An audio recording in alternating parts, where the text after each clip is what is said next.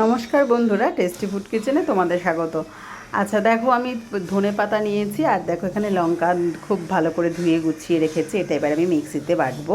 আর আজকে তোমাদের একটা আমি নতুন রেসিপি দেখাবো। এই রেসিপিটা আমি অনেকবারই করেছি, বাট আজকে কিন্তু খুব একটা ভালো করতে পারিনি। প্রথমেই তোমাদের বলে দিচ্ছি যে খুব ভালো, যেমন এই রেসিপিটা আমি খুব ভালো করি, কিন্তু জানি না তোমাদের দেখাবো বলেই হয়তো ভালো হলো না, এরকম একটা কিছু ব্যাপার হতে পারে, বা আজকের দিনটায় আমার খারাপ ছিল।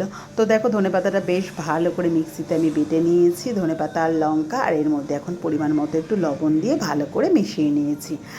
আর এরপরে দেখো আমি তোমাদের কি দেখাচ্ছি, এটা এই যে দেখো চলে এসেছে আমার রেসিপির মূল জিনিসটা, এই যে পনির। আজকে আমি তোমাদের করে দেখাবো বাটার পনির ফ্রাই। তো আমি বাটার পনির ফ্রাই আজ প্রথম করছি না, আমি অনেকবার বাড়িতে এই রেসিপিটা ট্রাই করেছি, খুব খুব সুন্দর হয়েছে।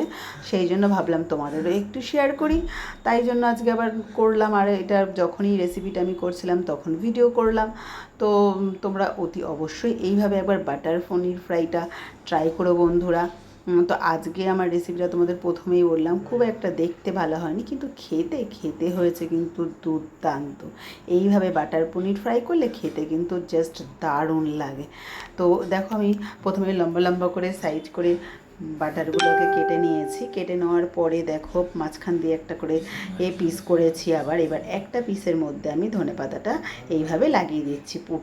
পুরটা কিন্তু বেশ ভালো করেই ভর্তি করেই লাগাচ্ছি, কম না। মানে পুরের স্মেলটাও তো খুব সুন্দর আসবে, তার জন্য কিন্তু পুরটা খুব ভালো করেই লাগাতে হবে। ওই নামমাত্র লাগাচ্ছি, ওইভাবে লাগালে কিন্তু হবে না। এইভাবে আমি সমস্ত বাটারগুলোতে পুর লাগিয়ে নিলাম এক এক করে।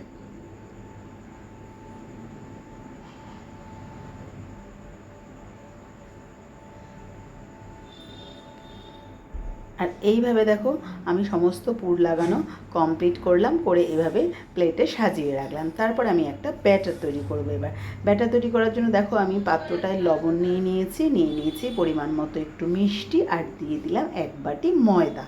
তো এই ব্যাটারটা কিন্তু ময়দা দিয়েই হবে, আর সাথে কিন্তু পড়বে বাটার। যেহেতু বাটার পনির ফ্রাই, তাই বাটারটা কিন্তু একটু বেশি পরিমাণে দিতে হবে।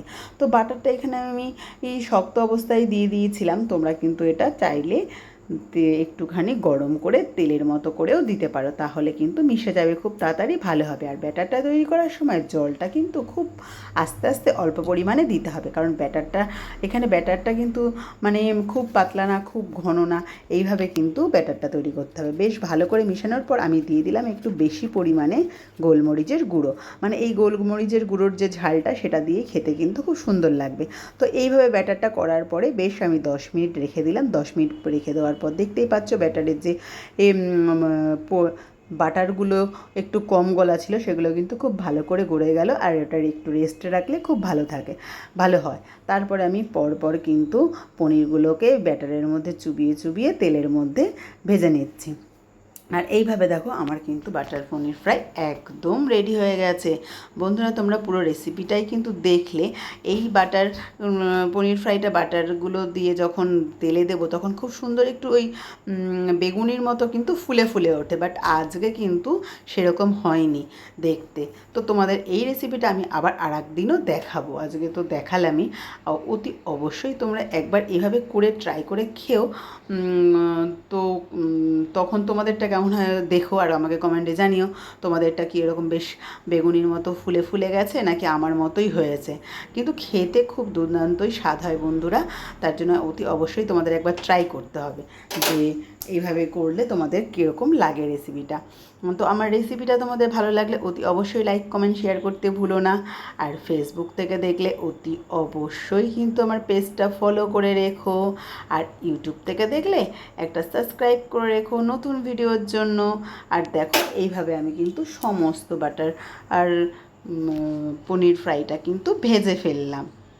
আর দেখতেও যেরকম কিন্তু সুন্দর হয়েছে, খেতেও কিন্তু খুব ভালো স্বাদ হয়েছে।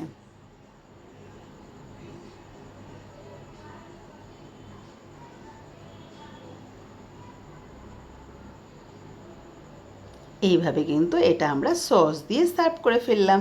আর তোমরা দেখতেই পাচ্ছ যখন আমি এটা প্লেটে সাজিয়েছি তখন কিন্তু দেখতে খুবই ভালো লাগছে আর দেখেই কিন্তু মনটা একদম ভরে যাচ্ছে।